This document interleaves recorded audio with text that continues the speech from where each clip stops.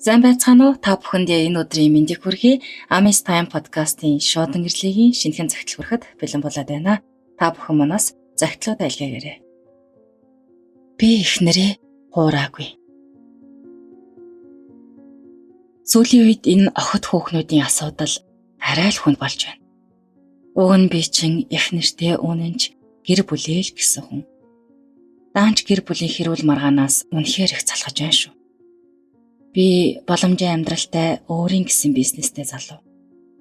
Удахгүй 40 хүрэх гээд амьдралд игшрээд явж байтал эмэгтэй хүнтэй холбоотой янз бүрийн асуудал гараад байх юм.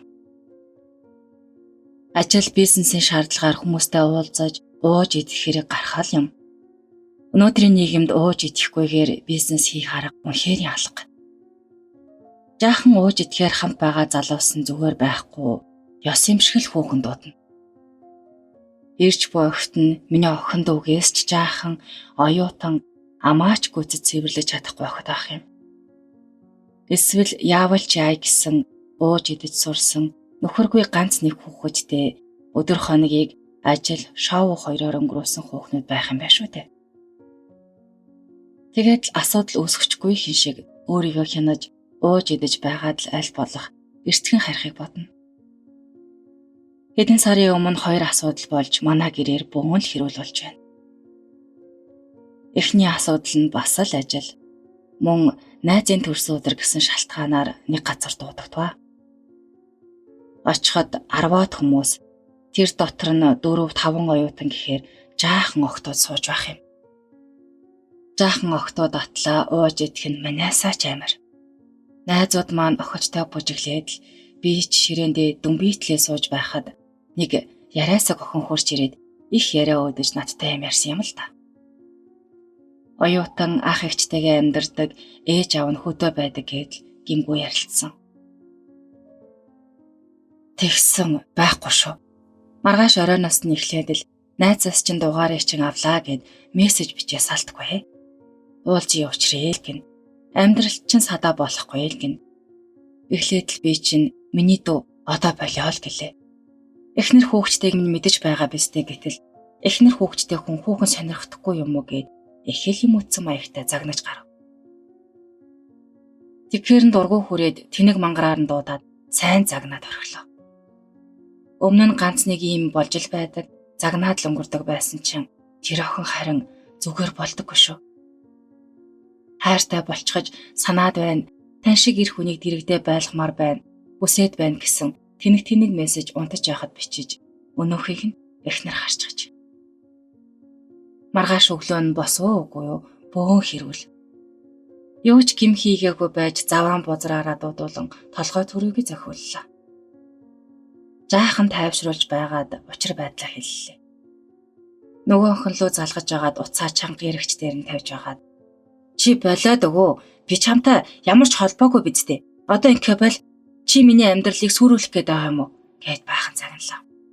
Тэгсэн харин өдөөс танд хайртай санаад байна гэд уйлж унжаад буул юм боллоо. Өнөөхийг нь сонссон эхнэр утас шүүрч аваад тачгинд л загнаад л айлгас үрдүүлээ тавилаа.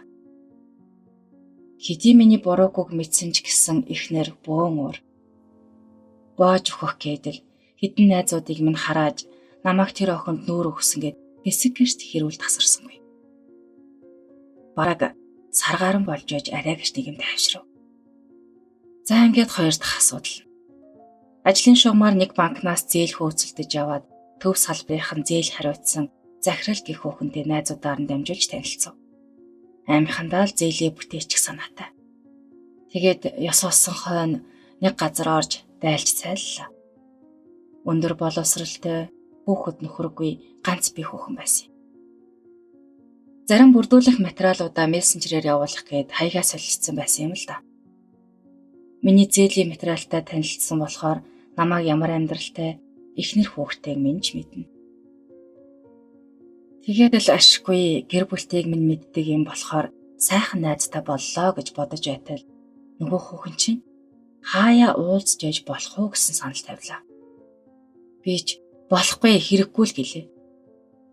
Хэсэг чимээгүй байснаа нэг өдөр мессеж өчөж байна. Юу гэж бичсэн бэ гэхээр Би чамд сатаа болохгүй. Эхнэрт чинь баригдахгүй. Чамаас хүүхэдтэй болчиход л салъя гэсэн байлаа. Сүүлдээ бүр чи эхнэр хүүхдээ орхиод ирж чадахгүй юм уу? Би чамайг хайрлаж чадна. Хүүгээ аваад ирсэн ч ээж нь байж чаднаа гэнтэр гээд тэнэгтэж өгсөн байна. Тэгээд л ажил төрөл зээл санхүүгийн холбоотой болохоор өнөөх хүүхнийг чинь загнаад шууд холбоогоо тасалж чадалгүй харагдаад л өнгөрлөө. Өнөөх бүх мессежийг нь дахиад л эхнэр олж уншаад сална, сарнина, миний бузар булааг дэлгэн гэдэл хөгшин ээж аав дээрээ очиж хүртэл бархирлаа. Манай хөгшин аав ээж рүү ч залгаж орхилоо. Агсан согтуу тавилаа. Явчи хүссэн хүнтэйгээ заваар би хүүгээ чамд өгнө л гэж байхгүйгээд бөөн хэрүүл бүр зодоонуудын дээрээ туллаа.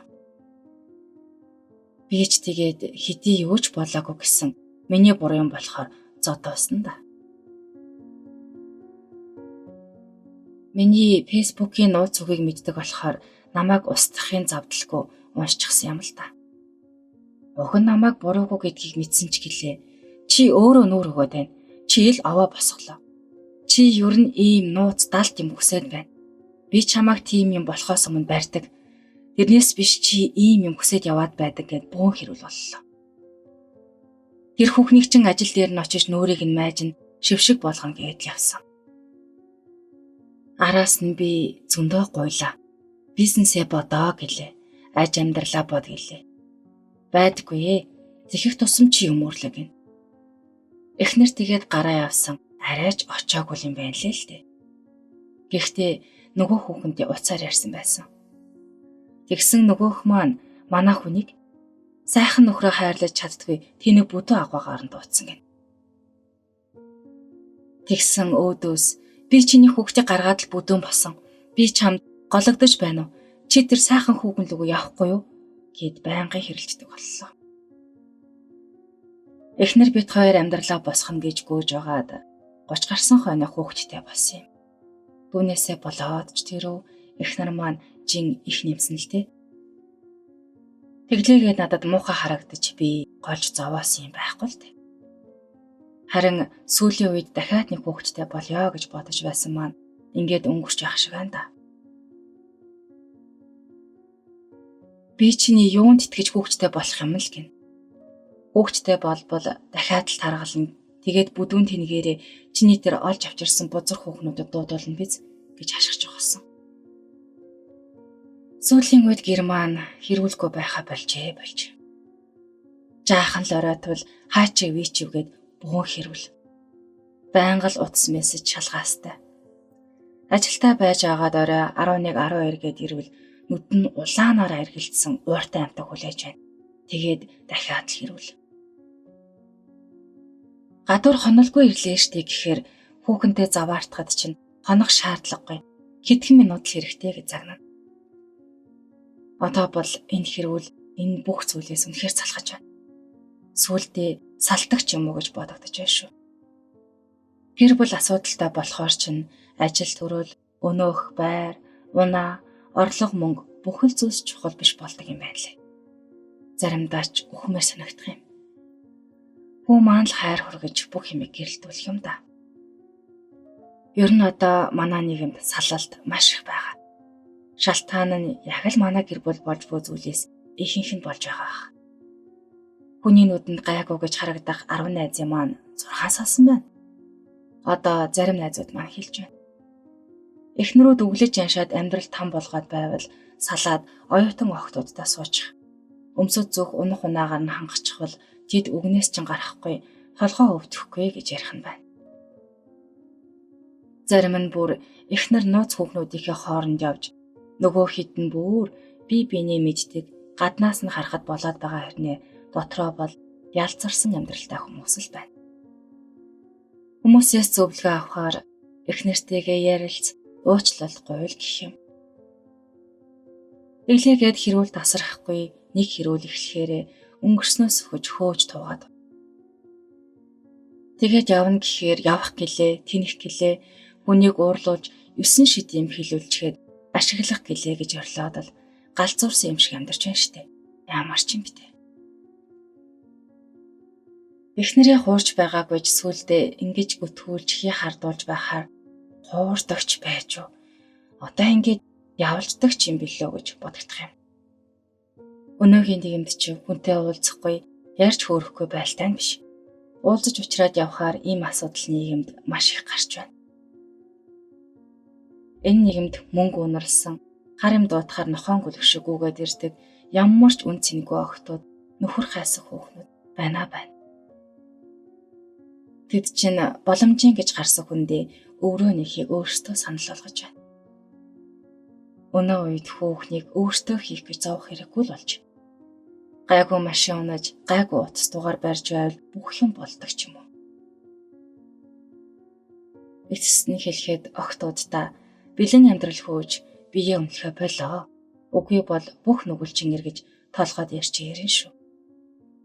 Гэхдээ энэвгээрээ би Монголынхаа бүх охид бүсгүйчүүдийг хамруулж хэлээгүй юм шүү. Энэ дунд сайн сайхан гэр бүлээ элэг бүтэн аваа явж бай. Ухаантай бүсгүйчүүд, охтууд зөндөө олон бий. Хүүхнүүд минь эхнэр хүүхдтэй хүн лөө нүдэ унахаа бол.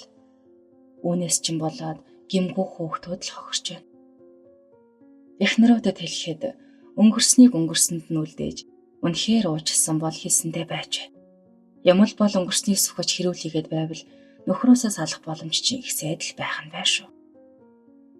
Харин залуустаа л гэж хэлэхэд жахаа юм уухаараа өнөөх юм нь доошоогоо орж хүүхэн энтер дуутахаа байл. Хүүхэн дуужиж яах юм бэ гэхээр чи гомо юм уу эсвэл яадгийн гэж зөрүүдлээд дууддаг хэцүү хүмүүс байна.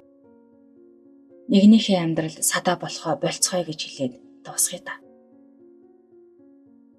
Харин одоо эмэгтэйчүүдээс асуухад эхнэрийнхээ уур уцаар харталтыг нь яаж багасгах вэ? Би чинь уг нь энэ амьдралдаа хайртай, эхнэр хүүхдтэй юунаас ч илүү хайртай тийм л нэг залуу байгаа юм. Та бүхэн минь харамгүй зөвлөгөөгөө өгөөрэй гэсэн байна. За өстой энэ тохиолдолд нэрээ ямар ч юм битээ тий. Өөрөө гимгүүч гисэн хүн хартахаар үйлдэл юм болчоод байдаг. Нөгөөдөл юм буруутах ихээр болохгүй. Гэхдээ мэдээж хэрэг бүх ирчүүд тийм биш, бүх бүсгүйчүүд тийм биш учраас та бүхэн мань авахгийнхээ ухаанаар хандаарай. Энд хүргээ төвтөрлөг өндөрлөе. Дараагийнхаа дугаараар иргэн баяртайгаар уулзцгаая. Түр баяртай.